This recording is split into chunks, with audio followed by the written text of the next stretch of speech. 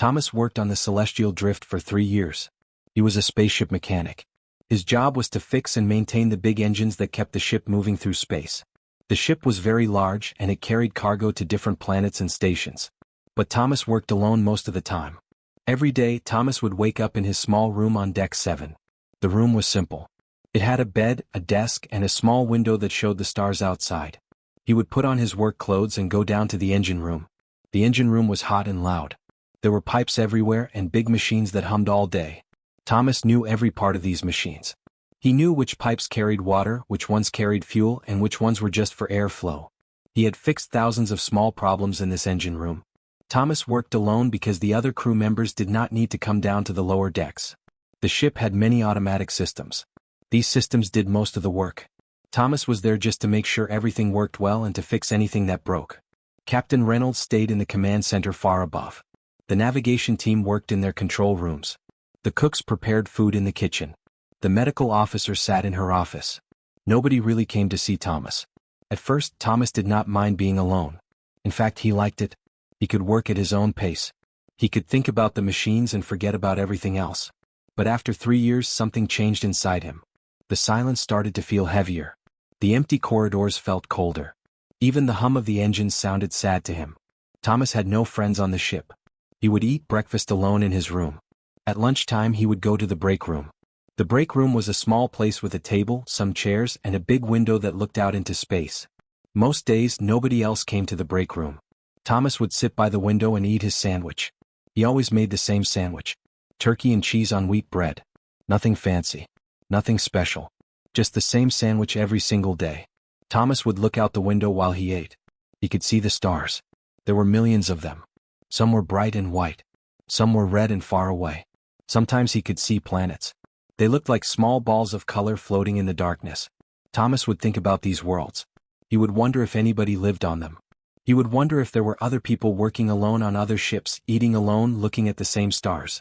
The break room was cold and quiet. The only sound was the soft hum of the ship's life support system. Sometimes Thomas would hear a beep from the communication system, but it was never for him.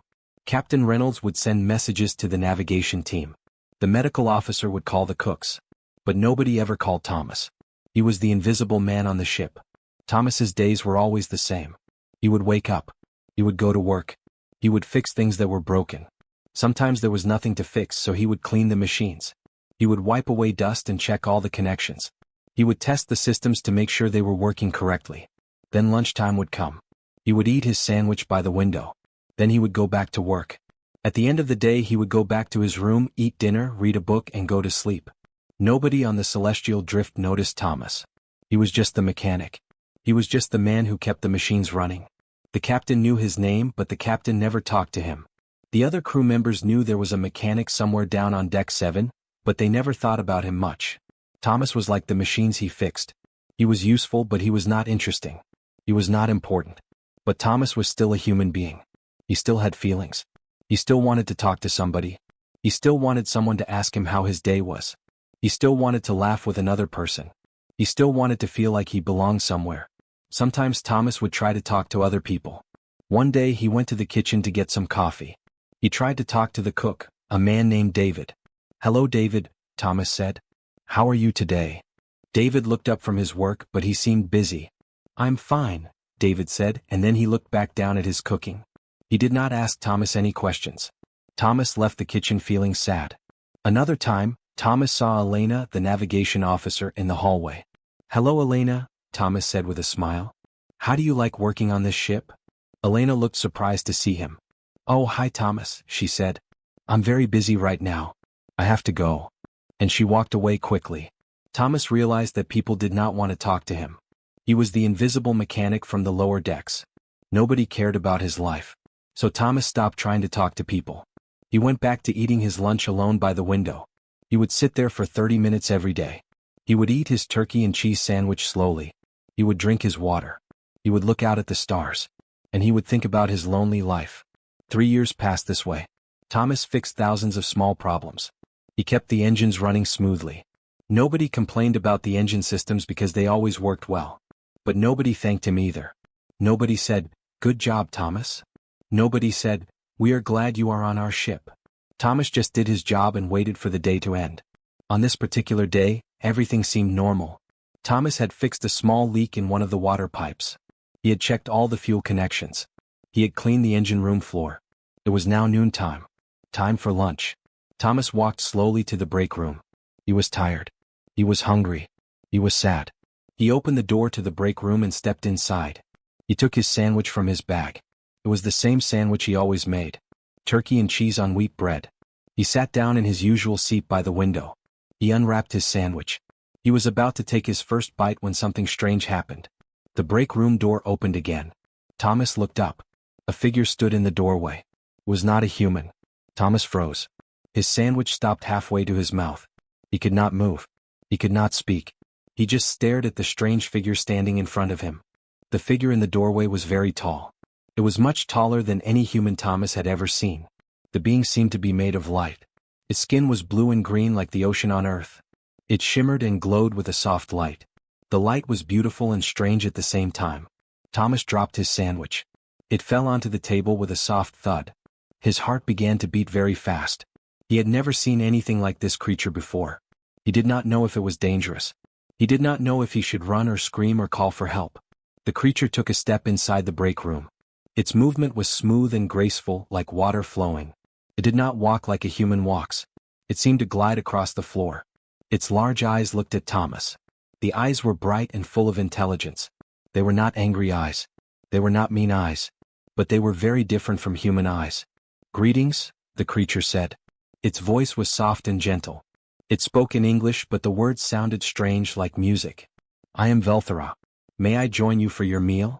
Thomas could not speak. His mouth was dry. His hands were shaking. He looked at the creature named Velthera. He looked at its glowing blue and green skin. He looked at its large luminous eyes. He tried to speak, but only a small sound came out. I. Thomas began. He cleared his throat. Yes, you can sit down. Please sit down." Thomas did not know why he said yes. He should have been terrified. He should have run. But something about Velthera felt calm and peaceful. The creature did not seem dangerous. It seemed kind. Velthera moved to the empty chair across from Thomas. The creature sat down slowly and carefully. The glow from Velthera's skin lit up the entire break room. It was brighter than the normal lights. The break room, which had always felt cold and empty to Thomas, now felt warm and alive. Thomas stared at the creature for a long time. He did not know what to say. Finally he spoke. "Where are you from?" His voice was quiet and nervous. "I come from very far away," Velthera said. "Farther than your mind can imagine. I come from a place beyond the stars that you see through your window." Are you an alien?" Thomas asked. The word felt strange in his mouth. "That is a word your people use?" Velthera said. "Yes, I am not human. I am from a different world. A different civilization. A different way of living." Thomas felt fear and wonder at the same time. He had always wondered if there was life in space. He had looked at the stars every day for 3 years and wondered if anything was out there. And now something was sitting right in front of him. Velthera opened a small container. Inside were objects that looked like crystals. They were clear and shiny, like beautiful gems. Velthera picked up one of the crystals and looked at it carefully. "I have observed you," Velthera said. "Every day at this time you come to this place. Every day you eat alone. You sit by this window and look at the stars. You do this every single day. I have watched you for several days now." Thomas felt strange. "You have been watching me?" "Oh, why?" "I have my ways of moving around your ship without being noticed," Velthera said. "And I watch because I am curious about your kind. I am curious about humans." "Why would you be curious about me?" Thomas asked. "I am just a mechanic. I fix machines. I am nobody special." Velthera took a bite of the crystal. It made a soft crunching sound. "You are more interesting than you think," Velthera said. "Most humans are very busy. They are always doing something. They are always talking to other humans. They are always moving from place to place. But you are different. You sit alone and think. You watch the universe. You are quiet and peaceful." Thomas picked up his sandwich again. His hands were not shaking as much now. "Are you going to hurt me?" he asked. "No," Velthera said. "I will not hurt you. I mean you no harm. I only wish to talk to you." "Why would you want to talk to me?" Thomas asked. "I am not interesting. I am not important. I am just alone all the time." "Exactly," Velthera said. That is why I wish to talk to you. In my observations of humans, I have noticed something strange. Humans are very social creatures.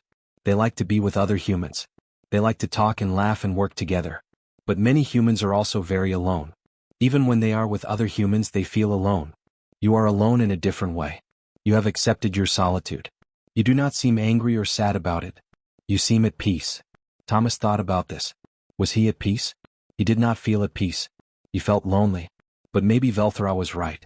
He had accepted his loneliness. He did not fight it anymore. He just lived with it. I have come to ask a question, Velthra said. I have come to ask if you will allow me to sit with you while you eat your meals. I wish to know more about you. I wish to understand your kind better. Thomas was surprised by this request. In 3 years, nobody had asked to sit with him. Nobody had wanted to spend time with him. And now this strange creature from another world was asking to join him for lunch. Yes, Thomas said. Yes, I would like that. I would like to have someone to sit with. Velthra's skin seemed to glow brighter. Thomas thought the creature might be smiling, though he could not see a mouth move. Then I will return tomorrow, Velthra said. And the day after that. And we will sit together and share our meals and our thoughts. What will the other crew members think? Thomas asked suddenly. If they see you, they will be shocked. They might be afraid. They might try to stop us. I will be careful, Velthra said. I will come when others are not watching. I will come to be with you. Only you will know that I am here. Thomas and Velthra sat together for the rest of lunchtime. They did not talk very much. But the silence felt different from before. It was not empty and lonely. It was full and warm. Thomas ate his sandwich slowly. Velthra ate its crystals slowly. They both looked out the window at the stars. When lunchtime was over, Velthra stood up. I will return tomorrow, the creature said. Thank you for allowing me to sit with you, Thomas. Thank you for coming, Thomas said. And he meant it. Velthra walked to the door. The glow from its skin dimmed slightly as it moved away. Then the creature was gone. Thomas was alone again in the break room. But he did not feel lonely anymore. Tomorrow he would not eat lunch alone. Tomorrow someone would sit with him. For the first time in 3 years, Thomas felt happy. The next day, Thomas woke up early. He could not sleep much because he was excited. He kept thinking about Velthra. Was the creature real? Or was it just a dream? Thomas got out of bed and looked in the mirror. He looked tired, but he was smiling. Thomas went to work as usual. He fixed some small problems in the engine room. He checked the fuel connections. He cleaned the pipes. But his mind was not on his work. He kept looking at the clock. He kept counting the minutes until lunchtime. At 11:50, Thomas cleaned his hands and face. He went to the break room early. He wanted to be there before Velthra came. He wanted to be sitting and waiting. He made his sandwich and sat down by the window. He waited. At exactly noon, the break room door opened. Velthra came inside. The creature's blue and green skin glowed softly. It was as beautiful as Thomas remembered. Thomas felt a wave of relief. Velthra was real. It had come back. Hello, Thomas, Velthra said, sitting down across from him. I am happy to see you again. I am happy to see you too, Thomas said. I was not sure if you would really come back. I was not sure if yesterday was real. It was real, Velthra said. Everything is real. Our meeting was real. This moment is real. They ate their lunch in silence for a while. Thomas had so many questions, but he did not know where to start. Finally he spoke. Tell me about where you come from, Thomas said. Tell me about your world. Velthra's eyes brightened. It seemed like the creature was happy to share its story. My world is very different from your Earth, Velthra began. It orbits a star that is very old. The light from this star is different from your sun. Everything on my world has evolved to live in this different light. The plants are purple and silver. The animals move very slowly because the gravity is lighter than on Earth. The sky is not blue. It is orange and pink. Thomas imagined this strange world. He tried to picture purple plants and slow-moving animals under an orange sky. It was hard to imagine, but it sounded beautiful. How did you learn to speak English? Thomas asked. I learned many languages before I came to your ship, Velthra said. My civilization has technology that allows us to understand and speak any language. But I wanted to speak your language naturally. I wanted to understand how humans think and speak. Language tells us much about a species. What do you mean? Thomas asked. English is a language full of feeling, Velthra explained. When humans speak English, they use many words to describe emotions and ideas. They use words like beautiful and wonderful and terrible and heartbroken. These words show that humans feel things deeply. My people, the Veltharans, we are very logical. Our language has fewer words for feelings. We use more words for facts and information. This is why I find humans interesting. You feel things that we have forgotten how to feel. Thomas listened carefully.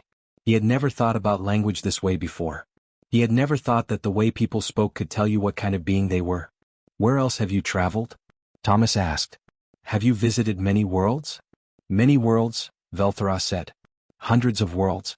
I have seen civilizations that are far more advanced than humans. I have seen beings with intelligence so great that they can solve problems in seconds that would take your scientists years to solve. I have seen technology that seems like magic to humans. I have seen things that would blow your mind. But have you seen anything as good as human kindness? Thomas asked. He did not know why he asked this question. It just came out. Velthara paused. The creature seemed to be thinking carefully about the question. No, Velthara finally said. I have not seen kindness like human kindness in a very long time. Most advanced civilizations have become cold and logical. They think only about efficiency and power. They have forgotten how to be kind to strangers. They have forgotten how to care about individuals. Thomas felt something warm in his chest when Velthara said this. He felt like his loneliness meant something. He felt like being kind to a stranger meant something important. Over the next week, Thomas and Velthara had lunch together every day. Each day, Thomas learned more about Velthara's world and Velthara's civilization. Velthara told him about great cities that floated in the sky. Velthara told him about libraries that contained the knowledge of 1,000 worlds. Velthara told him about peaceful peoples and about wars between distant stars. But Velthara also asked Thomas many questions about humans. What did humans want? Why did humans fight wars? Why did humans create art and music? Why did humans love and care for each other? Thomas tried to answer these questions. He talked about human dreams and human fears. He talked about how humans wanted to be loved and accepted. He talked about how humans wanted their lives to have meaning. He talked about how humans were both kind and cruel, intelligent and foolish, brave and afraid. Your kind is very complicated, Velthara said one day. You are the most complicated species I have ever met. You contain so much contradiction. But this is why you are so interesting. This is why you are so valuable. Valuable? Thomas asked. What do you mean? I mean that your kind has something special, Velthara said. Most advanced civilizations have lost this something. They have become too logical. They have become too perfect.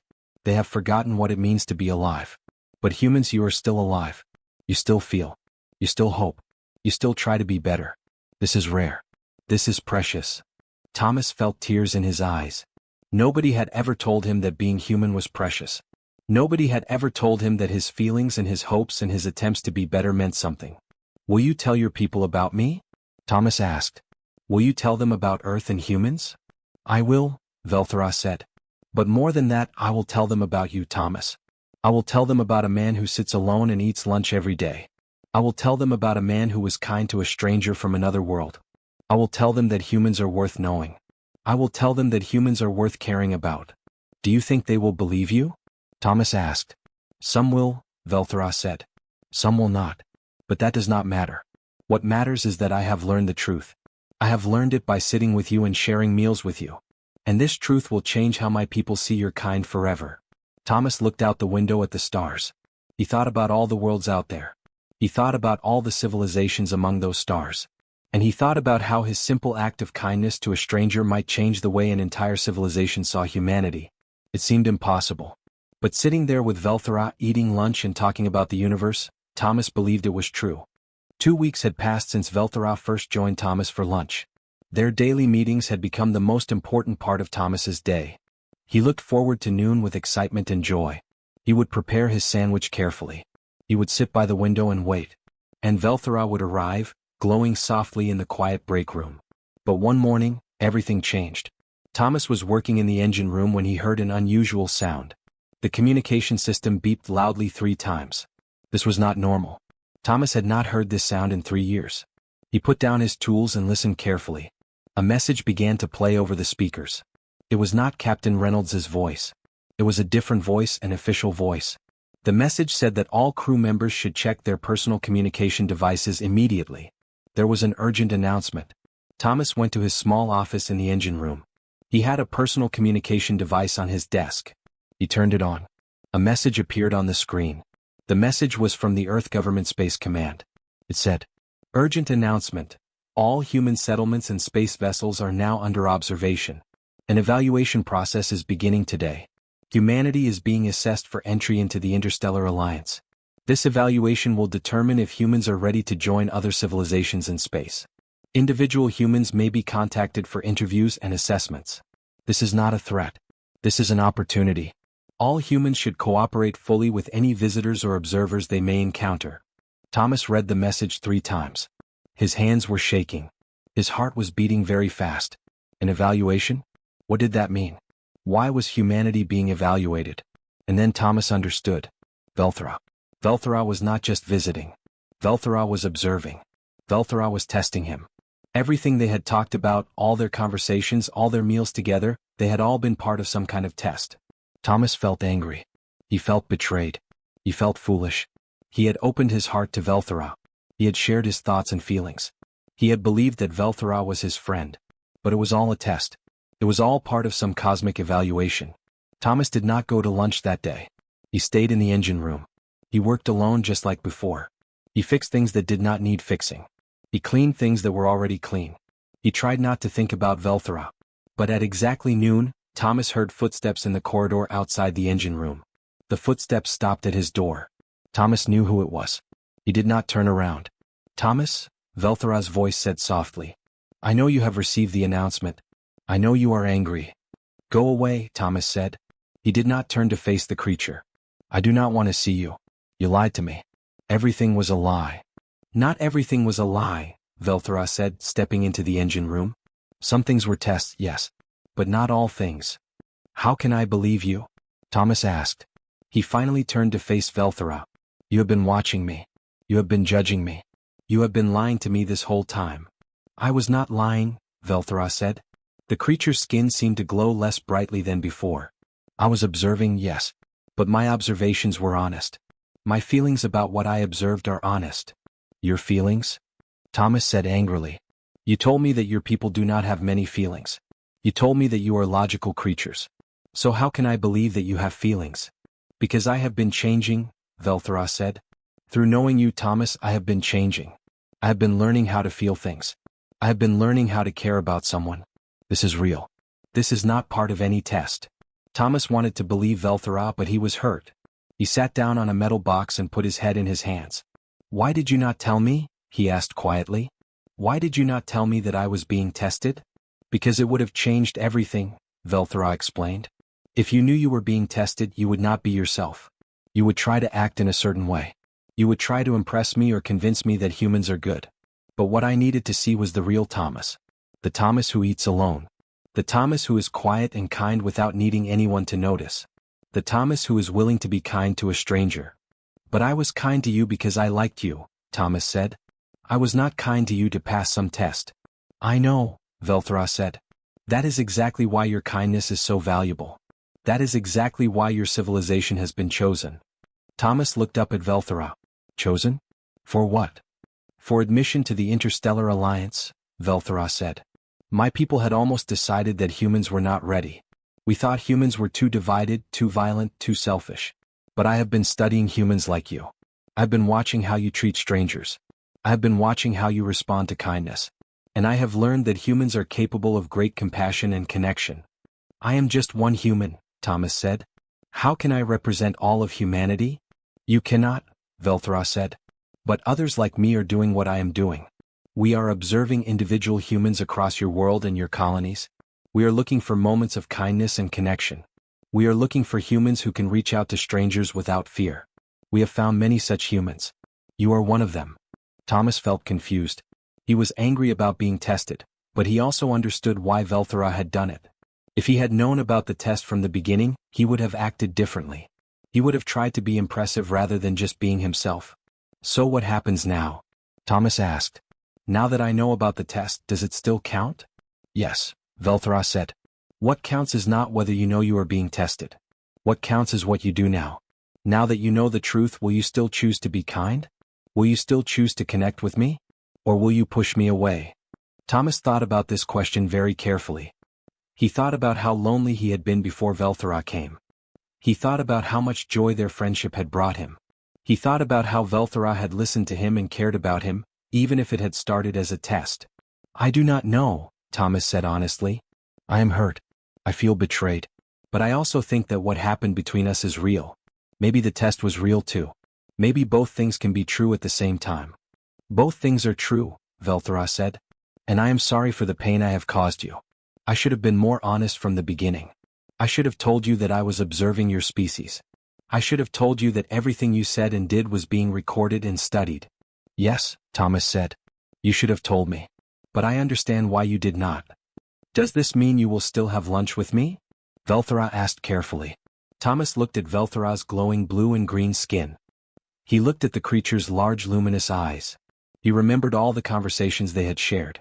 He remembered how happy he had felt sitting next to another being who wanted to listen to him and care about him. "Yes," Thomas said. "But this time I want to know everything. I want to know what you are observing. I want to know what you are writing about me. I want to know everything." "That is fair," Velthara said. "I will tell you everything. No more secrets between us. Only truth from now on." "Okay," Thomas said. "Then let's go have lunch together. Let me show you what real human friendship looks like." 3 weeks had passed since Thomas learned the truth about Velthara and the evaluation. Every day Thomas and Velthara still had lunch together. But now their conversations were different. Velthara told Thomas everything. Velthara explained what was being observed. Velthara shared the reports that were being sent to the Interstellar Alliance. Thomas learned that his civilization was very close to being accepted. Observers like Velthara had been visiting human colonies and human ships all across the galaxy. They had been watching individual humans in quiet moments. They had been looking for kindness and compassion and the ability to connect with strangers. And they had found these qualities in many humans. "Your species will be admitted to the Alliance," Velthara told Thomas one day. "The decision has been made. Humanity has passed the evaluation." Thomas felt a mix of emotions. He was proud that his species had been found worthy. But he was also sad because he knew what this meant. Velthara would have to leave soon. The evaluation would be over. Velthara would go back to its own world and its own people. "When do you have to leave?" Thomas asked quietly. "Tomorrow," Velthara said. "I must return to my civilization and file my final report. But before I leave, I have something to ask you." Thomas looked at Velthara carefully. "What do you want to ask me?" "I want to offer you a choice," Velthara said. "My civilization has decided to invite one human to serve as a liaison between our worlds. This person would help humans and Veltharans understand each other. This person would travel between worlds and help build friendship between our civilizations.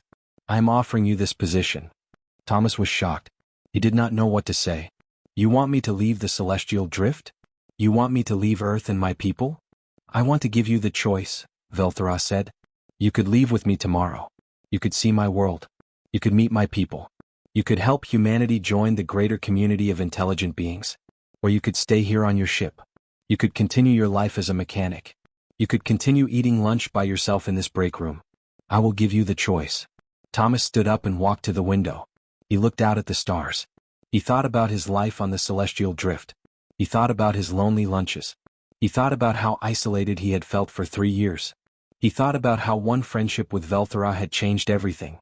If he went with Velthara, he would see wonders beyond imagination. He would travel to distant worlds. He would meet alien civilizations. He would have adventures that no human had ever had before. It sounded incredible. But Thomas also thought about something else. He thought about how lonely he had been. He thought about how the crew members on this ship did not even know his name. He thought about how isolation had made him unhappy. "I want to stay," Thomas said finally. "I want to stay on the celestial drift." Velthara's skin dimmed slightly. "You are certain? You are giving up a chance to see the universe." "I am giving up a chance to see new worlds," Thomas said. "But I am not giving up a chance to see the universe. The universe is not just about seeing new places. The universe is about connection. The universe is about people caring about each other." "What do you mean?" Velthara asked. "I mean that I want to stay here because I want to help the people on this ship stop being alone," Thomas explained. "Just like I was alone for 3 years. There are probably other people on this ship who are lonely. There are probably people who do not have friends. There are probably people who eat lunch alone just like I did." "That is very wise," Velthara said. "But you will need help. You cannot help everyone by yourself." "No," Thomas said. "I cannot. But you can help me. You can help me show the crew members of this ship that connection is possible. You can help me show them that friendship can happen between the most different beings. You can help me create a place where nobody has to eat lunch alone. Thomas turned to face Velthara. I have a condition, he said. If I am going to stay and help humanity, I want you to stay longer. I want you to help me. I want you to come to lunch with me every day and sit with the other crew members. I want you to show them that you are not scary. I want you to show them that different does not mean dangerous. Velthara's skin began to glow more brightly. You are asking me to stay and help you? Yes, Thomas said. I am asking you to help me build a community on this ship. I am asking you to help me show humans and Veltharans that we can be friends. I am asking you to help me prove that the evaluation was right. I am asking you to help me show that humanity is ready to join the Interstellar Alliance, not because we are powerful or intelligent, but because we are capable of genuine friendship and connection. I will stay, Velthara said. I will stay and help you. Over the next few weeks, Thomas and Velthara began to change the break room. They started inviting other crew members to join them for lunch. At first, people were shocked to see Velthara. Captain Reynolds came to the break room with his hand near his communication device, ready to call for help if needed. But Velthara was calm and peaceful. Velthara spoke softly and kindly. Elena, the navigation officer, was the first crew member to sit with them. She was nervous at first, but Velthara told her stories about distant stars and faraway worlds. Elena became fascinated. She began asking Velthara many questions about space and navigation and the stars. David, the cook, came next. Velthara told David about the food on its home world. David was interested in learning about different ways of preparing food. They talked about flavors and cooking methods for hours. Claire, the communications officer, joined them too. She brought her daughter, who worked in the medical bay. They asked Velthara questions about medicine and science. Velthara answered all their questions patiently and with kindness. Slowly, the break room that had been empty and lonely for so long became full of people and conversation. The celestial drift was no longer a ship full of isolated individuals. It had become a community. One day, about 2 months after Velthara first arrived, the break room was full at lunchtime. Thomas looked around the table. He saw Elena laughing at something David had said. He saw Claire and her daughter playing a game with Velthara. He saw Captain Reynolds talking with another crew member about the navigation systems. The break room was warm and full of life. Nobody was eating alone. Nobody was lonely. The stars visible through the window seemed to shine more brightly than before. Velthara looked at Thomas and smiled. At least Thomas thought it was a smile. The creature's skin glowed very brightly, and there was warmth in its large luminous eyes. You have done something remarkable, Velthara said to Thomas quietly. You have taken a lonely ship and made it into a place of community and friendship. We have done it, Thomas corrected. Both of us. I could not have done it alone. This is what I will tell my people, Velthara said. This is what the Interstellar Alliance needs to know about humanity. They do not need to know about your technology or your military power. They need to know about this. They need to know that you are capable of reaching across the darkness and offering friendship to strangers. They need to know that you can build communities where everyone belongs. Thomas smiled. He looked at the full break room. He looked at the happy faces around the table. He looked at the stars through the window. For 3 years he had eaten lunch alone. He had felt invisible and unimportant. He had thought his life had no meaning. But now he understood. His loneliness had taught him the value of connection. His isolation had taught him how to appreciate friendship. His quiet life had prepared him to welcome a visitor from another world. And in that welcome, in that simple act of kindness and acceptance, he had changed the course of human history. The spaceship mechanic who ate alone every day was alone no longer. And in his friendship with Velthara, he had shown his entire civilization that humanity was ready to join the stars. The break room was full of laughter and conversation. The celestial drift moved silently through the darkness of space, carrying with it a new beginning. And Thomas, sitting at a table full of friends, both human and alien, felt something he had not felt in a very long time. He felt happy. He felt home. He felt like he finally belonged.